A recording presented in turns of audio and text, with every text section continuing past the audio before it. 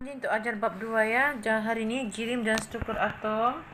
Okey, dalam tingkatan 1 kamu sudah belajar tahu konsep asas jirim. Sesuatu yang mempunyai jisim dan memenuhi ruang kan. Terdiri pada pepejar cecair gas. Okey, ini kamu tahu. Zarah-zarah yang halus dan diskret.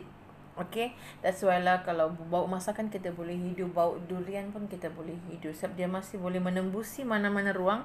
Sebab mereka sangat halus dan diskret. Okey.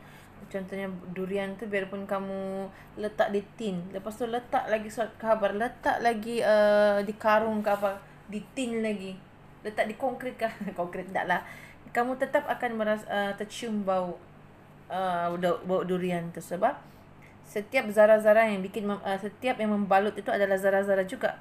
Biarpun dia pepejal tetapi dia masih ada halus, zarah-zarah yang halus dan di sikit ada lubang-lubangnya juga.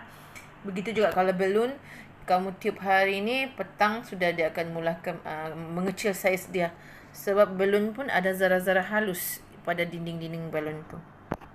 Okey, dalam tingkatan kimia kamu akan belajar dengan perubahan keadaan jirim. Perubahan keadaan jirim ni kamu belajar juga tingkatan 1 kan. Peleburan, pendidihan, kondensasi semua. Cuma beza dalam kimia ni adalah kamu akan mengetahui sama ada tenaga haba tu diserap atau dibebaskan semasa perubahan keadaan jirim. Okey, kita tengok dulu yang pink ni. Pink ni kita perlu api. Kita perlu untuk pepejar kepada cecair kita perlu panaskan. Cecair kepada gas kita perlu panaskan. So di sini adalah haba diserap. Okey, sebab kita perlukan pemanasan, kita perlukan api. Okey, kalau dibebaskan ni kita tidak perlu api kan? Contohnya kondensasi, pembekuan. Okey.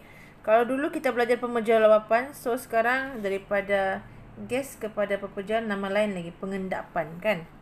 Nama istilah baru untuk kimia. Pengendapan. Okey. Bagi pepejar cecair gas, kamu sudah belajar juga dia punya keadaan zarah-zarah dia, tersusunan dia macam mana, tenaga kinetik dia. Ini kamu kena salin lah. Cecair susunan padat tetapi tidak teratur, tenaga kinetik lebih tinggi. Gas, tenaga kinetiknya sangat tinggi sebab dia bergerak dengan laju. Okey. Ini kamu sudah belajar juga tingkatan 1 kan. Seterusnya, untuk kimia kamu kena tahu ini. Jirim dibahagi kepada 2, unsur dan sebatian. Okey. Unsur ni ada 2, atom dan juga molekul. Atom ni unsurnya satu sahaja, contohnya karbon satu orang. Kalau hidrogen satu orang, oksigen satu orang, begitulah.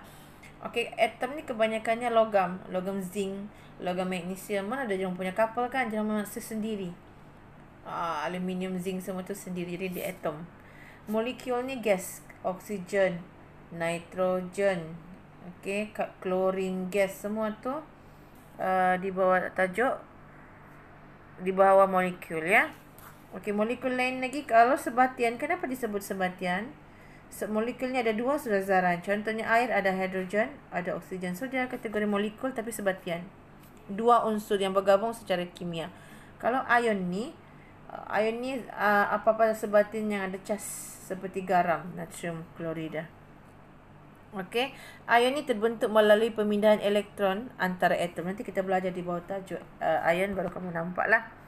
Okey, kamu sepatutnya kena buat eksperimen takat lebur dan takat buku. Tapi ia di bawah bahan kimia naftalena. Naftalena ni ubat gegat, ubat lipas yang ada di rumah kamu. Kita akan panaskan, dia akan senang melebur. Tetapi cepat melebur, membeku sangat laju. Tapi kita kena buat di makmal lah, sebab naftalena ni agak berbahaya bagi orang yang ada penyakit sikit.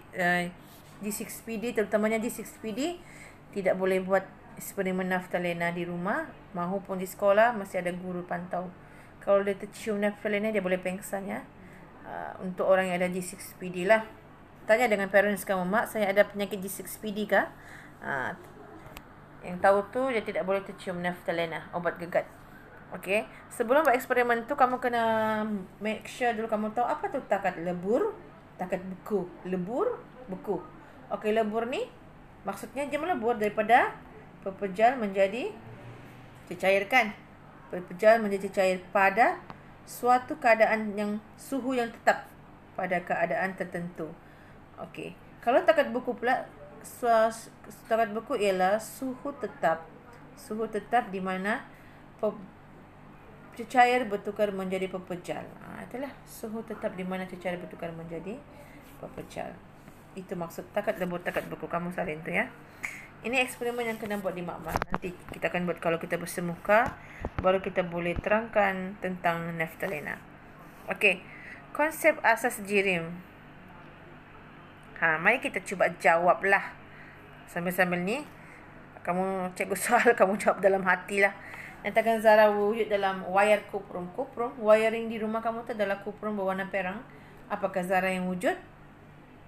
Dia bersifat atom kan? Satu orangnya. Lily mengeringkan rambut dengan menggunakan pengering rambut. Apakah nama proses yang terlibat semasa pengeringan rambut? Apa tu? Pendidihankah dia? Pemujalwapankah dia? Okey, mengeringkan rambut dengan menggunakan pengering rambut. Apa tu?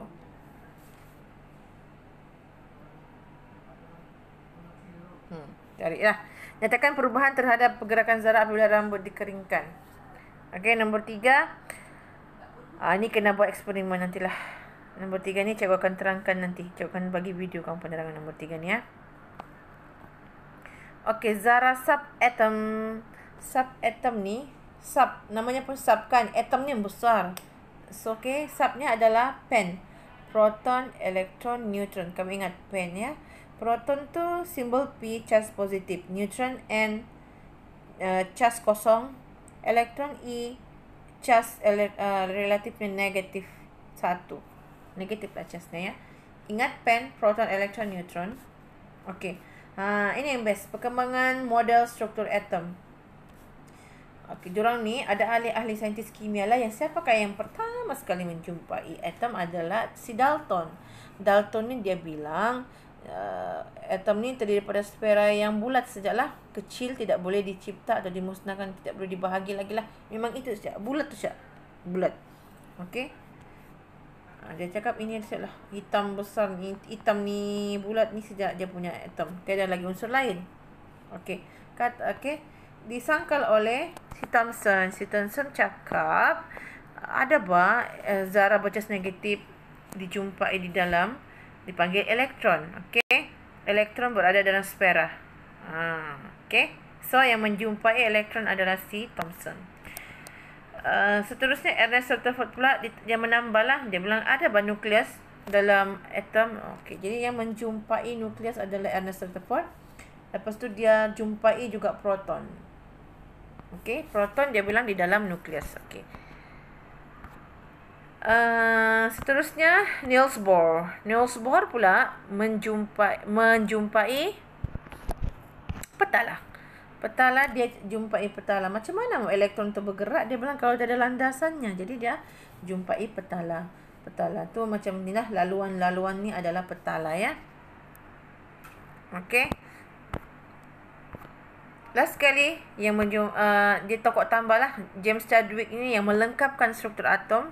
Dia bilang di dalam nukleus tu ada zarah neutral dinamakan sebagai neutron, tiada charge. Dia bilang ada di dalam nukleus. Okey. Jadi kamu kena hafal lah. Dalton cakap apa, Ernest Rutherford cakap apa, Niels Bohr jumpai apa, James Chadwick menjumpai apa. Okey. So, diorang adalah istilah-istilah diorang ni. Kalau si Dalton ni dikenal sebagai solid sphere. Kalau Thomson ni plum pudding. Kalau Ernest Rutherford nuclear model. Kalau Niels Bohr planetary model. Kalau Erwin quantum. Okey.